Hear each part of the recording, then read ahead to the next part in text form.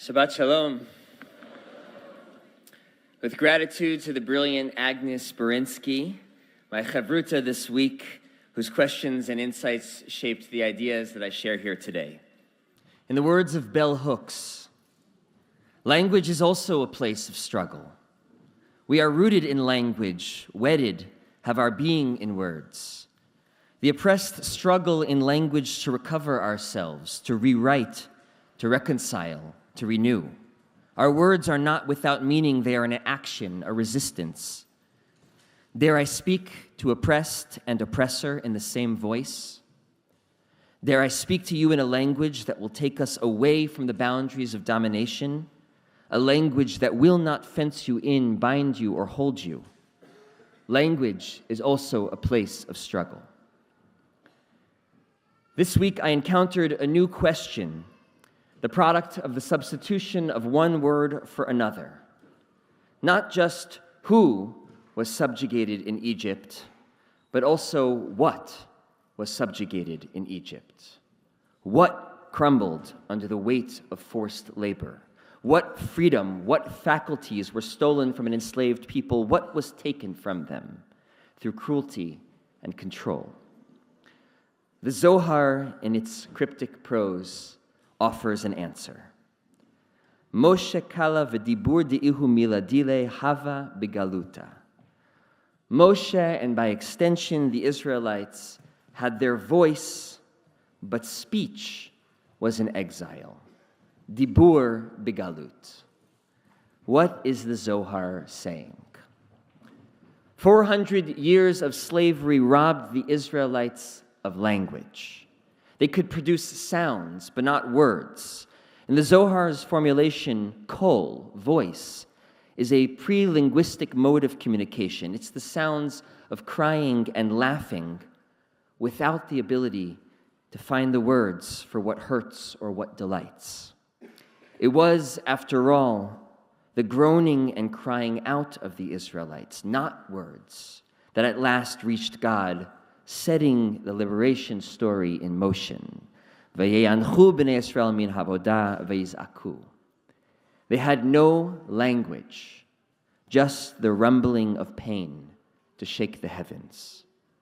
We learn that the toll of heavy labor was shortness of breath, kotzer ruach. For a people who can barely catch their breath, what space is there for language? But to strip a people of their capacity for language isn't just a byproduct of bodily torment. It's a tactic, in its own right, a tool of suppression and control.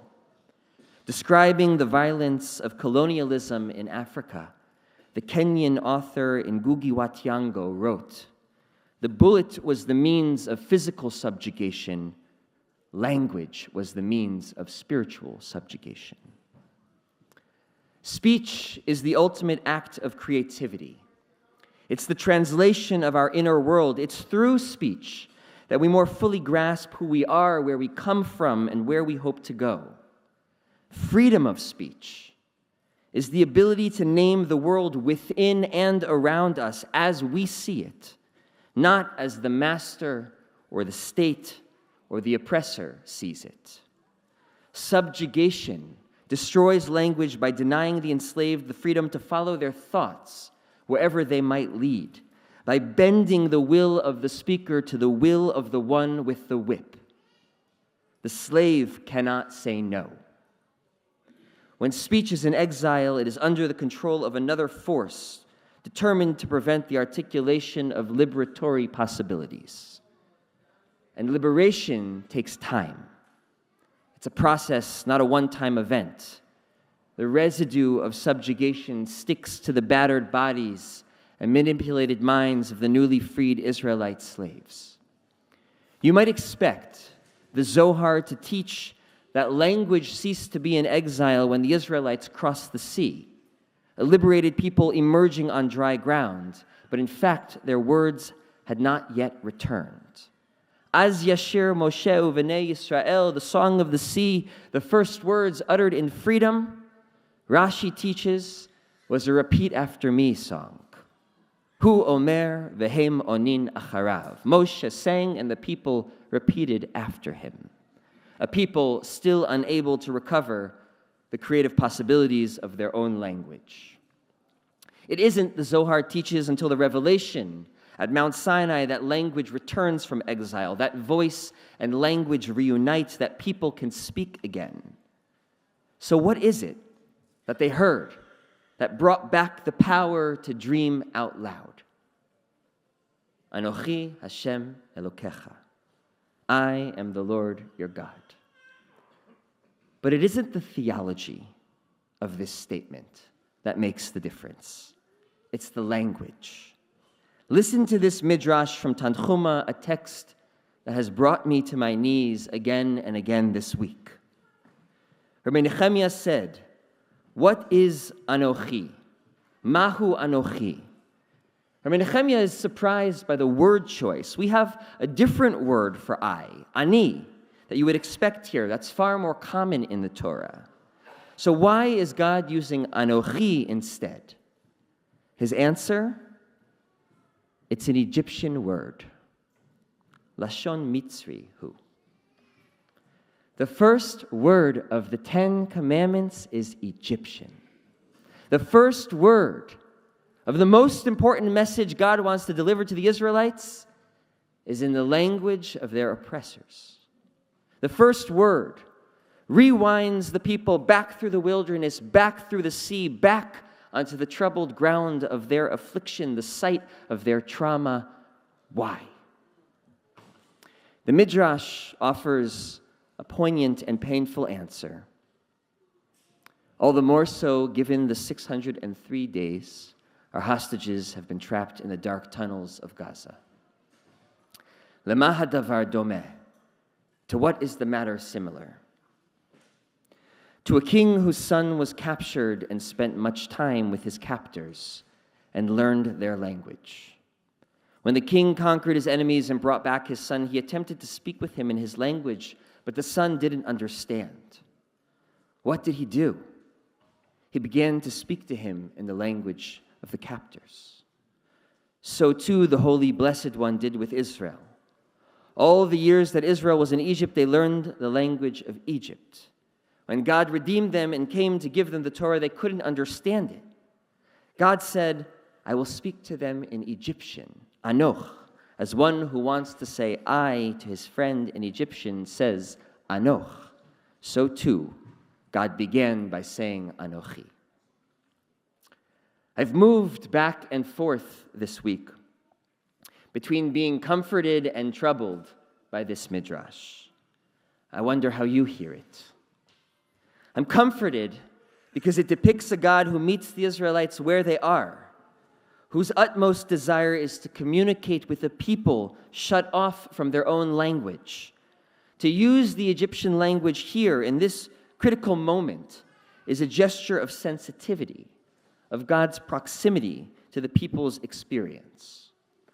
But I'm also troubled because the language of the oppressor reopens the wounds of oppression. I think of my own body's reaction, how it tenses when I hear German in a raised voice, no matter what is being said. How trauma can live within words, within language, transporting us to the most difficult memories. But perhaps it is precisely the acknowledgement of trauma that God wishes to convey in this crucial moment. By speaking in the language they understand, God is saying, I know what you've been through. I know how you've suffered. I know what you've lost. And I know that nothing new can be built, no future can be dreamed of unless we start with your pain. Anochi. Egypt will always be a part of you. It will always live within you, but there's a world to build outside that narrow place. You see, with the acknowledgement of Anochi, the text shifts from Egyptian to Hebrew. Every word that follows is Hebrew. Language returns from exile, and with it, expansive possibility. when trauma is acknowledged, not denied, not justified, not dismissed through comparison, only then can something new and hopeful be imagined. My friends, we are on the precipice of Shavuot, preparing ourselves to hear these very words chanted. Linger, please, for a moment on Anochi.